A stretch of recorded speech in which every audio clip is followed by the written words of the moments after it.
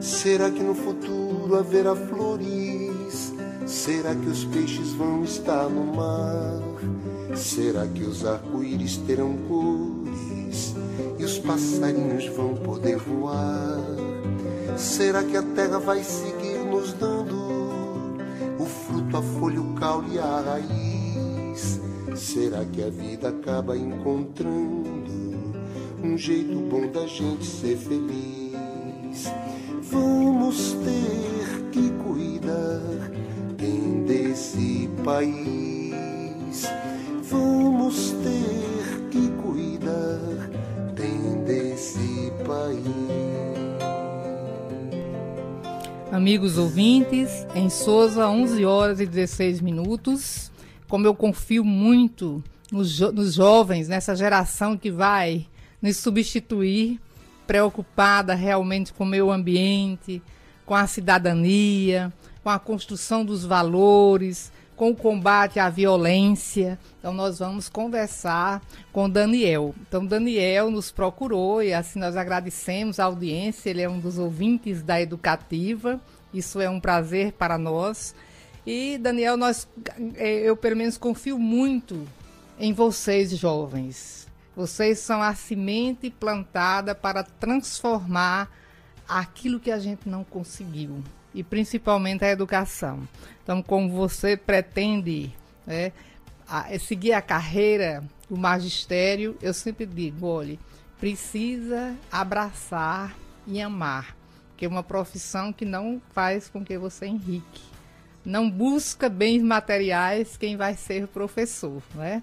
Mas busca realmente o interesse de servir, de ajudar, de construir um mundo fundamentado no respeito, na cidadania, no conhecimento e na preocupação, principalmente com o outro. O que nós vamos, como diz aí a letra da música, o que é que nós vamos deixar para essas futuras gerações? Será que ainda elas vão encontrar, né, o peixe, o ar puro, ainda vão chegar a ter esse ar para respirar? Mas Daniel Marques concluiu o curso de administração na UFCG e hoje trabalha, é concursado pela Rede Estadual de Educação, trabalha na Escola Antônio Teodoro Neto. É um prazer recebê-lo aqui. Obrigada por ter vindo e fique à vontade. Ele está aí empenhado, né? Não sei se é defensor, vamos ouvi-lo, da Escola Sem Partido. Então, inicialmente, a gente pede que ele se apresente, cumprimente os ouvintes e fale um pouco sobre o que é esse projeto, o que é, como será essa escola, como é que a gente pensa essa educação. Okay. Bom dia, Bom Daniel. dia, ouvintes. Bom dia, Neumira, todos. Agradecer pelo espaço, né, de Neumira, por me receber aqui hoje para falar desse tema que é tão importante e que está sendo muito debatido, com muita polêmica nas redes sociais hoje, em todo o país. E é o projeto de lei chamado Escola Sem Partido, projeto de lei 193/2016, proposto pelo senador Magno Malta e com o apoio da ONG, fundada em São Paulo, a ONG do mesmo nome, Escola Sem Partido, né? E esse debate ele já vem, na verdade, a ONG existe desde 2004 e os projetos de lei têm se multiplicado nesse sentido por todo o país. Inclusive aqui na Paraíba existe um município, é o município de Picuí, que já tem esse projeto aprovado na Câmara. Se não me engano, foi vetado pelo Executivo. E é só um exemplo, também no estado de Alagoas foi aprovado e existem mais 19 estados onde o projeto está em tramitação de alguma forma, né? Então a tendência é que a discussão se amplie, né? A ONG realmente conseguiu colocar em pauta na sociedade esse projeto para ser debatido.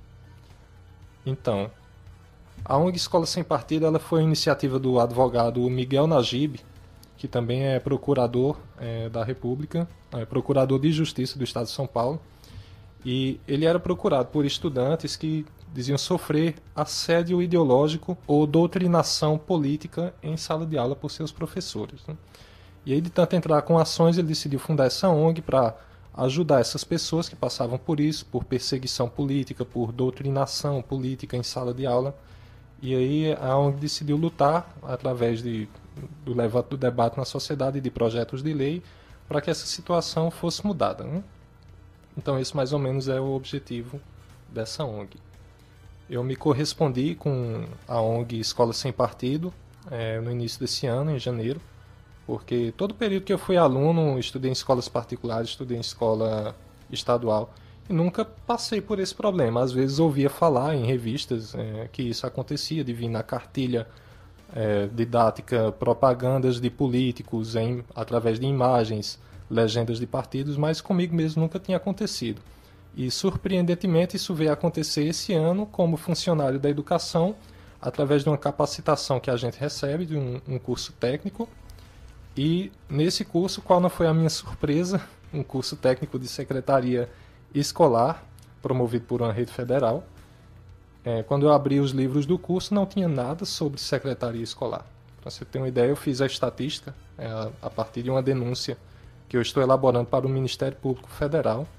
A palavra secretaria aparece somente uma vez em um dos cadernos, né? Um curso voltado para a secretaria.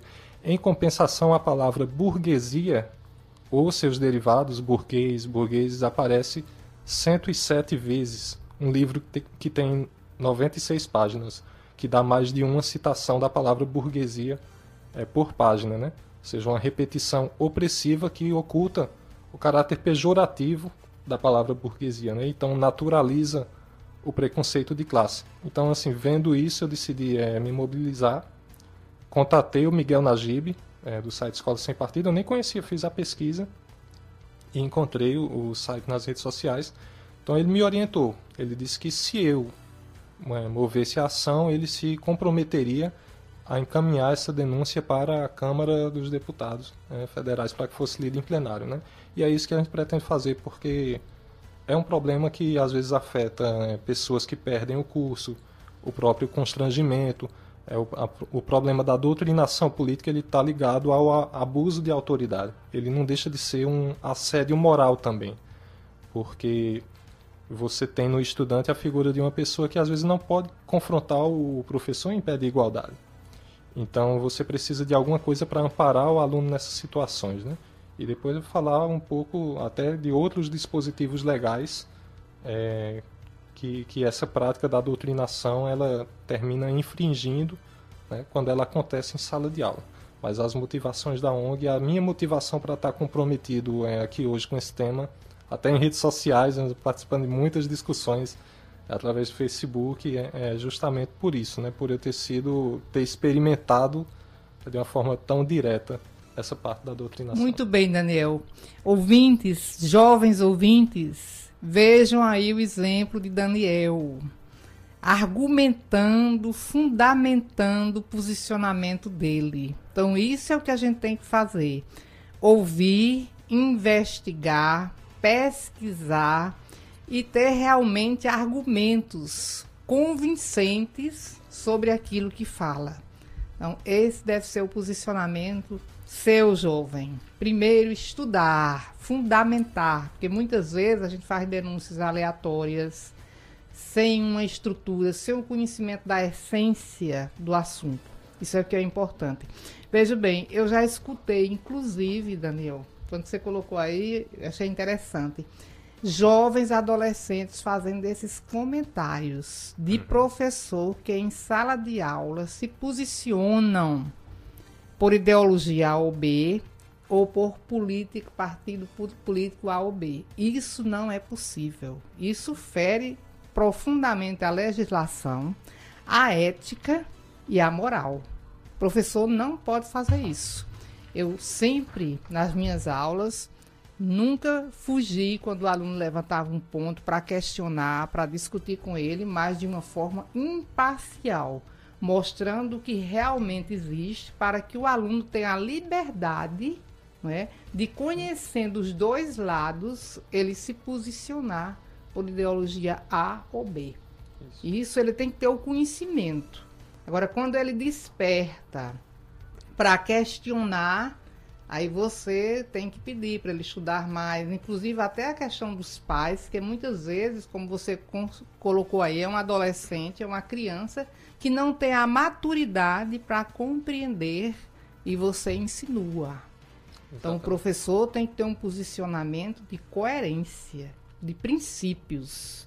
Isso é muito importante. A gente coloca aqui, o programa sempre, a gente faz uma reflexão para que os ouvintes também tirem as suas conclusões. A gente não pode querer induzir as pessoas por uma ideia que a gente defende, não é? Com certeza, né? Então é importante isso aí. E você está, eu acho que no caminho correto. Eu pergunto, esse curso foi online ou foi presencial? Isso, é um curso de educação à distância e que ainda está acontecendo. Ele tem 4 períodos, eu estou no segundo. E ele acontece com provas presenciais, mas ele é predominantemente à distância. São esses cursos que o Ministério sempre oferece para a capacitação dos técnicos, dos funcionários, né? Que a gente considera muito positivos, mas desde que o material não tenha por trás, né, uma intenção diferente daquilo que realmente deve ser. Eu trouxe aqui alguns trechos do material que eu gostaria de ler, se pudesse, só para passar um trecho, assim. Só para passar uma ideia assim do conteúdo no caderno da disciplina Educação, Sociedade e Trabalho, né? Ele traz alguns pontos aqui que eu destaquei. Por exemplo, em alguns momentos ele fala sobre o Estado e as suas instituições. Então aqui eu vou ler. A Justiça, a Polícia, as Forças Armadas são órgãos do Estado responsáveis pela manutenção da ordem burguesa, é claro. As leis foram elaboradas para garantir a propriedade capitalista. Na sua estratégia de construção de uma sociedade socialista, sem explorados nem exploradores, o proletariado deve conquistar o poder e destruir o Estado burguês. Ora, conquistar o poder já não é fácil, quanto mais destruir o Estado com suas leis e suas forças armadas. Realmente, é uma passagem muito dura. É uma passagem, assim, para um curso de secretariado, digamos assim, né? Ou para formar técnicos no âmbito de uma secretaria escolar, pelo amor de Deus. Eu não sei nem como foi liberado, como a pessoa tem coragem de preparar um material com esse objetivo, né? Todo o material tem o selo do MEC e, inclusive, já existe um requerimento em andamento no Senado pedindo uma auditoria do MEC por conta de casos assim de materiais desse tipo que estão circulando no país. Verdade. Realmente, olha, gente, é isso que eu digo. Cada um de nós tem que ser defensor dos princípios fundamentais da cidadania, né, dos valores. Então, quando a gente se depara com um material dessa natureza, com uma situação dessa, realmente a gente não pode calar. A gente tem que falar. Agora, para isso, você tem que buscar subsídios que consolide, né, isso aí, porque também você não pode entrar na justiça, digamos, ou fazer uma denúncia infundada. Elas têm que estar bem fundamentadas. Eu concordo plenamente com isso que você coloca. Então, é importante, gente. Eu acho que essa questão do professor até muitas vezes quando o assunto contrário surge, ele é um impacto à primeira vista, né? Por isso que está sendo tão polêmico.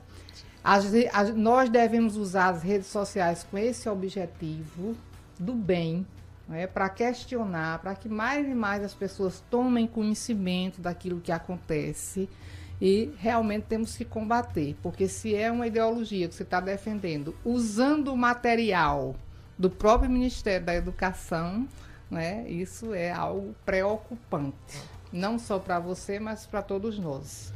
E essa questão que você coloca, nós não estamos distante dela. Eu tomei conhecimento de alguns adolescentes, eu escutei adolescentes e jovens comentando essa postura de professor em sala de aula. Então, professor, tenha cuidado, isso não é possível. Você pode discutir, quer dizer, é democrático o ensino, você pode discutir, você não pode se furtar, agora você não pode conduzir o aluno ou induzir a uma ideologia que você defende, não é? É importante que ele se conscientize, que ele tenha conhecimento do que acontece, do que existe em torno daquele assunto para se posicionar.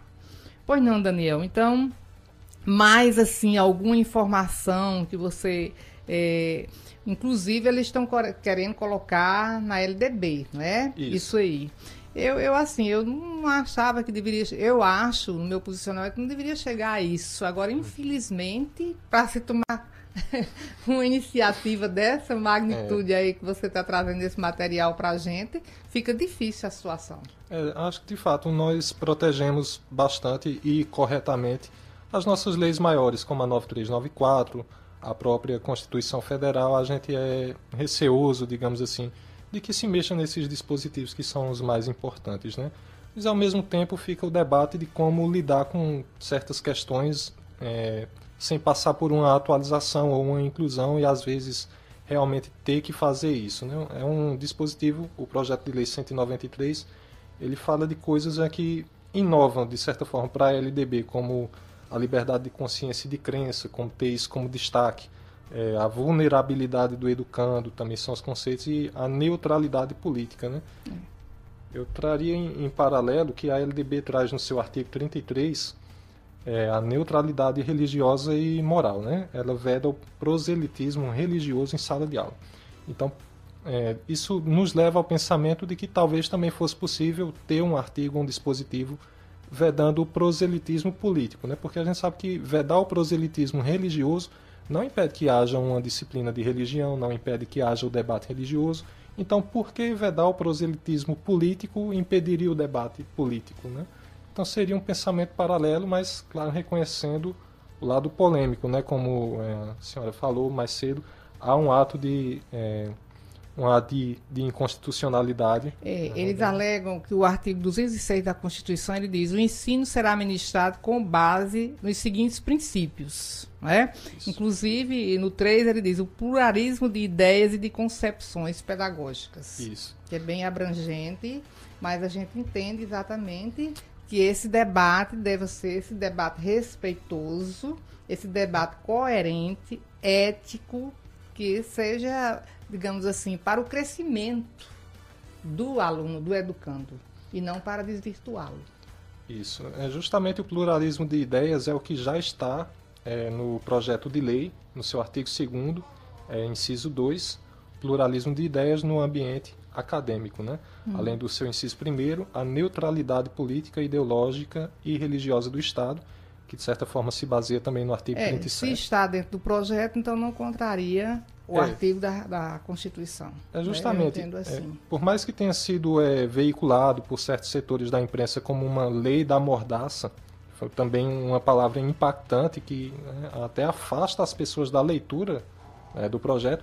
Essa é uma acusação que não encontrou respaldo em nenhum dos artigos, né, do que eu li do anteprojeto. Do projeto. Embora ele fale na questão da opção sexual dos alunos, que diz aqui no parágrafo único do artigo 2º, o poder público não se imiscuirá na opção sexual dos alunos, nem permitirá qualquer prática capaz de comprometer, precipitar ou direcionar o natural amadurecimento e desenvolvimento de sua personalidade em harmonia com a respectiva identidade biológica do sexo, sendo vedada especialmente a aplicação dos postulados da teoria ou ideologia de gênero.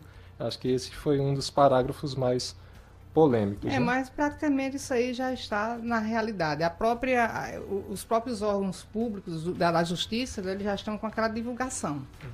Quem escutou aquilo ali já observa que não contraria, apenas reforça, né? Fortalece essas ideias. Que, na verdade, deve ser... A gente tem que aceitar as inovações, né? Isso que vem acontecendo, principalmente na questão da homofobia, tudo a gente tem que ser, digamos assim, compreensivo e aprender a respeitar, né? A conviver com essa realidade. Com o crescimento dos movimentos, né? Por toda essa questão da liberdade e de poder erradicar na sociedade o preconceito em relação às diferentes vertentes sexuais e tudo, é compreensível que a maioria dos grupos tenha uma resistência com a lei ao se deparar com esse parágrafo, mas também não foi compreendido como um parágrafo que impeça ou que tenta impedir o debate das questões sexuais na sociedade. Exatamente. Você veja a questão do preconceito, é uma questão que vai muito pelo lado cultural. Você veja bem, os Estados Unidos, né? Hoje ainda aquela questão dos policiais, nós tivemos recentemente aquele caso que foi amplamente divulgado na imprensa, né? A morte entre brancos e negros ainda existindo. Então, a nossa cultura, infelizmente, ela é muito forte, muito radical. Mas eu acho que a gente já avançou bastante nesse aspecto. Então, se surge uma necessidade de se debater isso em sala de aula, é você ter uma postura realmente de orientador, de educador. Eu acho que se você vai por esse lado, dá para resolver o problema sem ferir ninguém, né? Com certeza. Desde que você se alicerce na questão do respeito à pessoa humana. Infelizmente, às vezes, a gente, não sei se por desconhecimento ou por falta de controle emocional, na hora você desliza e se excede em aspectos ou em colocações ou usando palavras ou termos que não deveria. Não é verdade? É verdade. Então, Daniel, nós estamos às 11 horas e 35 minutos discutindo sobre a escola sem partido, ouvindo aqui os posicionamentos, as colocações de um jovem que já estudou o assunto e que está empenhado, né, a partir de uma prática. Pergunta o que é, por favor. Então, nós temos aí uma pessoa, um ouvinte, Maria Luísa vai trazer o recado para cá e a gente vai observar se o Daniel pode se posicionar ou responder. Então, Daniel, fique à vontade para acrescentar algo mais que você tenha sobre o assunto. Eu gostaria de esclarecer alguns dispositivos jurídicos que já dão fundamento à neutralidade política e ideológica das escolas e que, portanto, a lei, como o próprio criador da ONG Escola Sem Partido colocou, a lei não cria nada, ela não dá punição, ela só reforça o que já está na Constituição e em outros dispositivos constitucionais. Então eu vou ler alguns artigos, algumas leis que dão suporte ao projeto Escola Sem Partido. Agora, não é essa a ideia? Isso. A Lei 4.898/65, no seu artigo 3º, ela diz que constitui abuso de autoridade qualquer atentado contra a liberdade de consciência e de crença.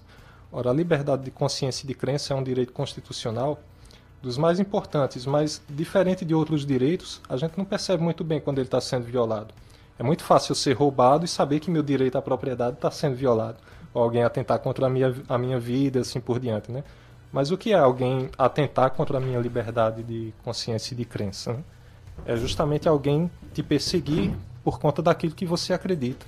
Ou alguém tentar te forçar a dizer coisas nas quais você não acredita. E algumas vezes, os professores que usam da metodologia da doutrinação política em sala de aula, eles costumam passar exercícios onde o aluno tem que se manifestar politicamente sobre políticas que não são as convicções dele. Ou então assistir palestras de pessoas, de políticos, e aí o professor diz, olha, não é obrigatório ir, mas você tem que fazer um resumo da palestra que vai valer nota. Então, como fazer um resumo de uma palestra que você não assistiu. Então, isso, de alguma forma, ataca a liberdade de consciência e de crença, né? A Lei 4.717/65, artigo 2º, parágrafo único, a linha E, que descreve o desvio de finalidade que se verifica quando o agente pratica o ato visando a fim diverso daquele previsto, explícita ou implicitamente, na regra de competência. Então, você direcionar instituições de ensino para causas políticas, você está tirando a sua finalidade educacional para dar uma finalidade política. Então, se configura um ato de improbidade administrativa, um ato de desvio de finalidade, né? O que você aborda, já praticamente a legislação já contempla. Exato. É isso que eu acho. Eu acho o seguinte, que não precisava de uma nova lei. Bastava a gente respeitar os princípios que já estão na Constituição e na LDB. Mas aí qual o detalhe do projeto, né? É que tenha em sala de aula, acho que esse é o ponto principal que eu estava esquecendo de citar aqui, um cartaz com os 6 deveres do professor, né? Que são basicamente isso: não favorecer nem constranger os alunos, não se aproveitar da audiência cativa dos alunos para promover seus próprios pontos de vista. E esse cartaz ele tem uma certa dimensão para ficar fixado na sala de aula e é basicamente o ponto principal da lei. E aí fica sendo um recurso para que o aluno possa, quando vê o flagrar... Eu acho que vai ser o problema polêmico da lei, né? Exatamente. Porque aí é uma questão que também fere o direito do professor. Eu acho que aí é muito polêmico esse aspecto. Inclusive, eu queria expressar para o ouvinte que queria se posicionar, a gente não abre, porque vai ser polêmico e nós temos outros assuntos a serem contemplados. Eu espero isso vai ser amplamente, digamos assim, discutido na sociedade. Inclusive, eu já conversei com a Regional do Ensino. Algumas pessoas me disseram que outros palestrantes virão para esclarecer tudo sobre isso, sobre o projeto e sobre a posição. É interessante realmente a gente rever artigos da LDB, da Constituição, porque eu acho que até onde você comentou, tudo bem, o que vai ser polêmica é essa questão do cartaz.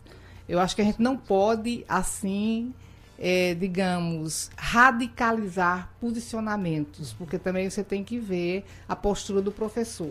Se realmente a gente tivesse um clima, como eu coloquei, de cultura, em que a gente pudesse conduzir essas discussões em sala de aula sem ferir, é a questão do respeito. Isso. Não é? Bem controvertido. Então, o grande problema, eu vejo aí a polêmica nesse último que você colocou, tá certo, Daniel? Isso. Mas, assim, a gente fica feliz. Primeiro, quero parabenizá-lo como jovem por essa iniciativa.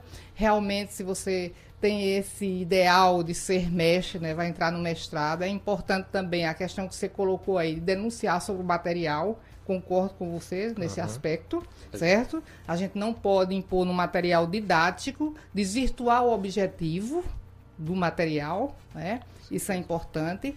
Agora, nós ficamos felizes, viu? Parabéns, muito obrigada. Qualquer coisa você pode voltar ao programa. Eu que agradeço, Neumília, por todo o espaço e fico à disposição até para participar de outros debates, enfim. Se Deus quiser, eles surgirão, né? Com certeza você vai ser convidado pelas escolas. O objetivo é isso também, com certeza. Continue estudando e aprofundando, porque buscando mais informações, porque com certeza você vai ser convidado por algumas unidades escolares para discutir o assunto, tá bom? Obrigado. Então, muito obrigada.